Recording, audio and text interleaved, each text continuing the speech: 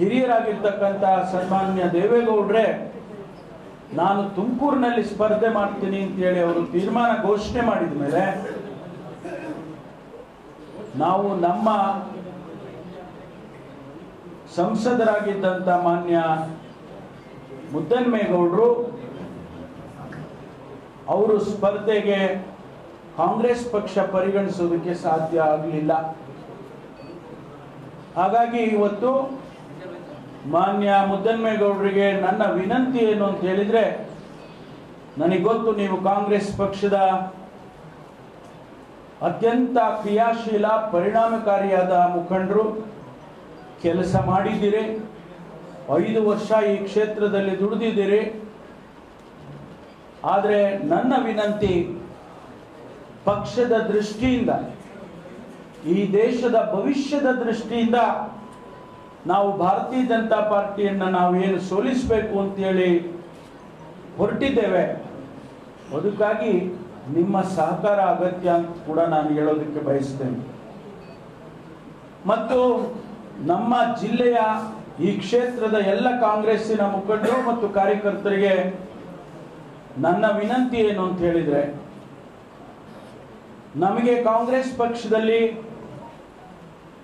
ವರಿಷ್ಠರು ಒಂದು ಜವಾಬ್ದಾರಿ ಹಾಕಿದ್ದಾರೆ. ಆ ಜವಾಬ್ದಾರಿ ಸನ್ಮಾನ್ಯ ದೇವೇಗೌಡರನ್ನ ನಾವು ಈ ಕ್ಷೇತ್ರದಲ್ಲಿ ಆರಿಸಿ ಕಳಿಸಬೇಕು ಅನ್ನುವಂಥ ಜವಾಬ್ದಾರಿಯನ್ನ ಹಾಕಿದ್ದಾರೆ. ಮಾನ್ಯ ದೇವೇಗೌಡರು ನಾಳೆ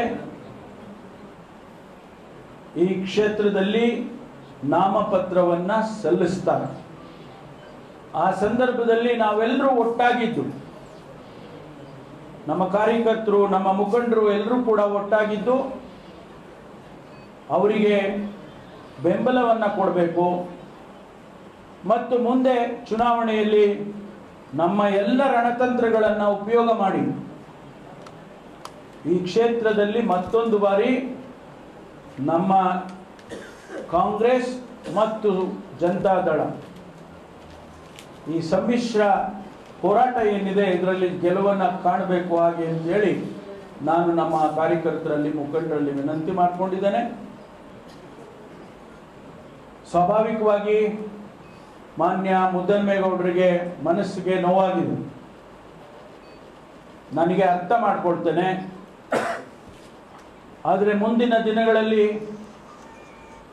ಕಾಂಗ್ರೆಸ್ ಪಕ್ಷ ಅವರ ಕ್ರಿಯಾಶೀಲತೆ ಏನಿದೆ ಅದನ್ನು ಖಂಡಿತವಾಗಿ ಗುರುತಿಸಿ ಸೂಕ್ತ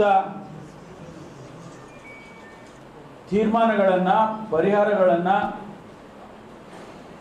ಕಾಂಗ್ರೆಸ್ ಪಕ್ಷ ಮಾಡುತ್ತೆ ಎನ್ನುವಂಥ ನಂಬಿಕೆ ಕೂಡ ನನಗೆ ಇದೆ ಅನ್ನೋದನ್ನ ಮಾನ್ಯ ಮುದ್ದನ್ಮೇಗೌಡರಿಗೆ ತಿಳಿಸೋದಕ್ಕೆ ಬಯಸ್ತೇನೆ. ದೇವೇಗೌಡರು ಇವತ್ತು ಮತ್ತೆ ಇನ್ನೊಂದು ಕ್ಷೇತ್ರವನ್ನು ಕೂಡ ಆಯ್ಕೆ ಮಾಡ್ಕೊಂಡಿದ್ದಾರೆ, ಅಂದ್ರೆ ತುಮಕೂರು ಮತ್ತೆ ಬೆಂಗಳೂರು ಉತ್ತರ 2 ಕ್ಷೇತ್ರವನ್ನು ಆಯ್ಕೆ ಮಾಡ್ಕೊಂಡಿದ್ದಾರೆ. ಈಗ ಮತ್ತೊಮ್ಮೆ ಡಿಮ್ಯಾಂಡ್ ಮಾಡ್ತಾರೆ ತುಮಕೂರು ಬಿಟ್ಕೊಡಿ ಅಂತ ಹೇಳಿ. ಅಲ್ಲ, ಒಂದು ವೇಳೆ ಅವ್ರು ನಿಲ್ಲೋದಿಲ್ಲ ಅಂದ್ರೆ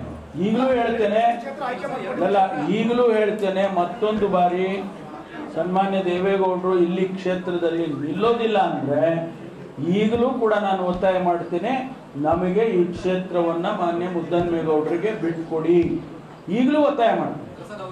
ಅವರು ಒಂದು ವೇಳೆ ಅವರು ನಿಲ್ತಾರೆ ಅಂತ ಆದ್ರೆ ಅದು ಅವರ ತೀರ್ಮಾನ. ನಾವು ಈಗಾಗಲೇ 8 ಕ್ಷೇತ್ರ ಅವರಿಗೆ ಬಿಟ್ಕೊಡ್ತಕ್ಕಂಥ ತೀರ್ಮಾನ ನಮ್ಮ ಹೈಕಮಾಂಡ್ ಅಲ್ಲಿ ಮಾಡಿದ್ದಾರೆ.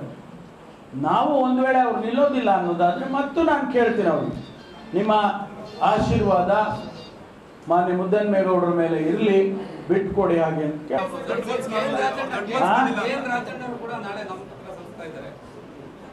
ಅವರನ್ನು ವಿನಂತಿ ಮಾಡ್ತೀನಿ ಬೇಡ ಅಂತ. ಅವ್ರು ನಮ್ಮ ಪಕ್ಷದ ಮುಖಂಡರಲ್ಲ. ಅಲ್ಲಲ್ಲ, ನಮ್ಮ ಪಕ್ಷದ ಮುಖಂಡರು ಯಾರೇ ಇರಲಿ ಅವರನ್ನ ನಾನು ಸಂಪರ್ಕ ಮಾಡಿ ಕೇಳುತ್ತೇನೆ, ಬಂಡಾಯ ಮಾಡೋದು ಬೇಡ ಅಂತ ಹೇಳಿ. ನಮ್ಮ ಉದ್ದೇಶ ಬಿಜೆಪಿಯನ್ನ ಮಣಿಸಬೇಕು ಈ ಕ್ಷೇತ್ರದಲ್ಲಿ ಅನ್ನೋದು.